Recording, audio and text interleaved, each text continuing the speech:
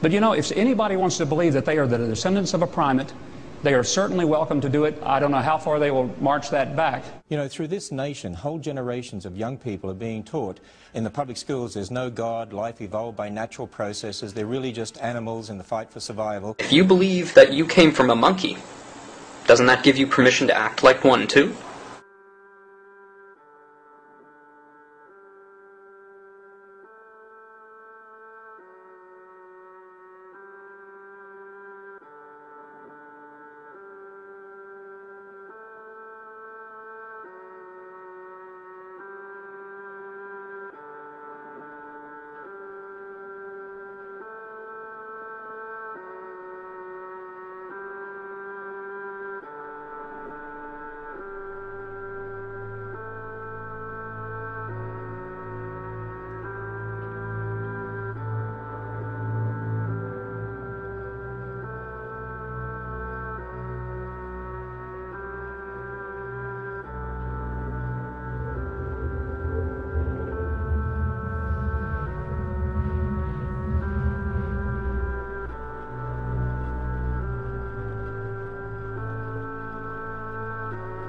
If you believe that you came from a monkey, doesn't that give you permission to act like one too?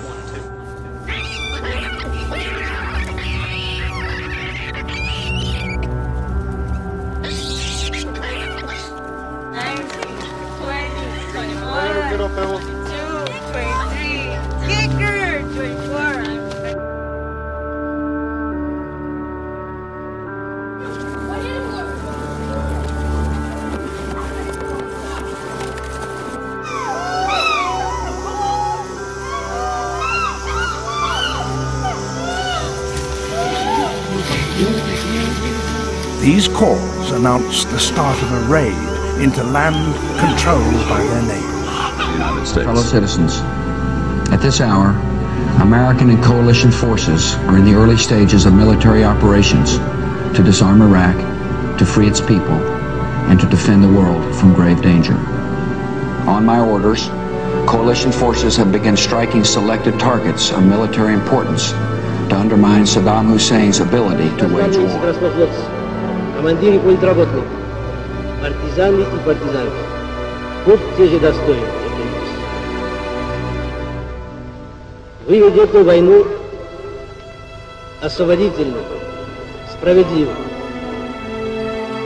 In a state of anarchy, there's a constant temptation to invade your neighbors preemptively before they invade you. More recently, Thomas Schelling gives the analogy of a homeowner who hears a rustling in the basement.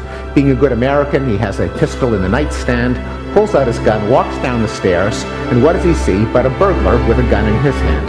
Now, each one of them is thinking, I don't really want to kill that guy, but he's about to kill me.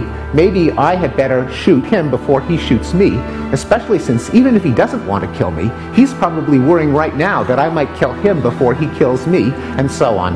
Hunter-gatherer peoples explicitly go through this train of thought and will often raid their neighbors out of fear of being raided first.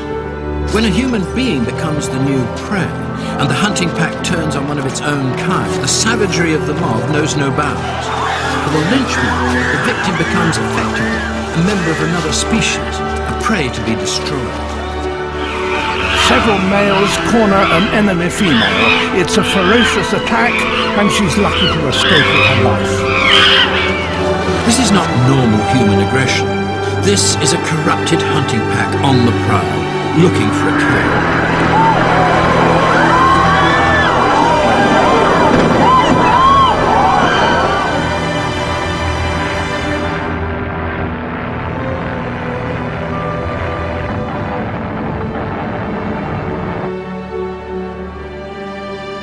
If you believe that you came from a monkey, doesn't that give you permission to act like one too?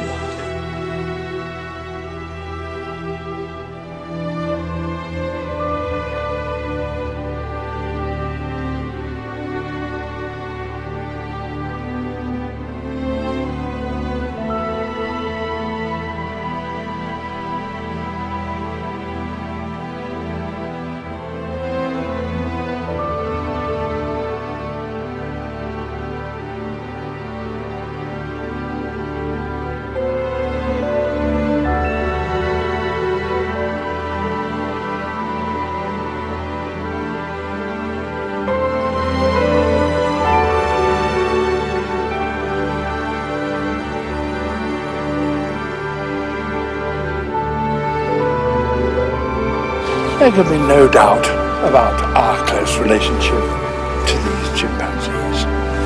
Our bodies are so similar. The proportions of our limbs or our faces may differ, but otherwise we are very, very similar. The arrangement of our internal organs, the chemistry of our blood, the way our bodies work, all these are almost identical. And DNA confirms that. Please, give me the facts. Give me the empirical evidence. Show me the transitional creatures. Many of you may know that a few months ago the genetic code of the chimpanzee was published. Therefore, we can compare our genome to these primate relatives. What do we find? You all know that evolution argues that we share a common ancestry with the great apes. Well, if that's true, there should be genetic similarities, and in fact there are.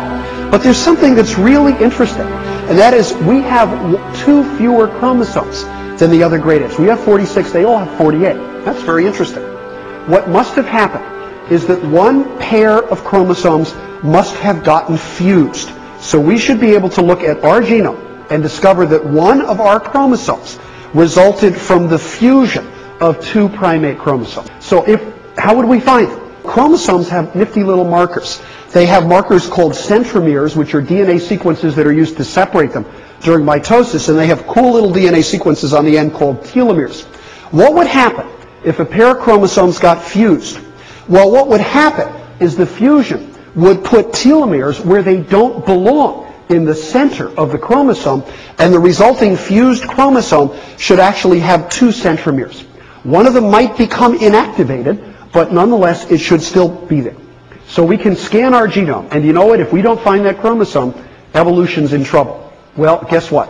It's chromosome number 2. Our chromosome number 2 was formed by the fusion of 2 primate chromosomes.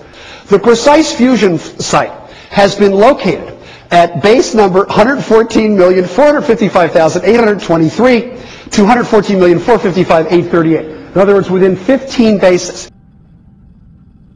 If you believe that you came from a monkey, doesn't that give you permission to act like one too?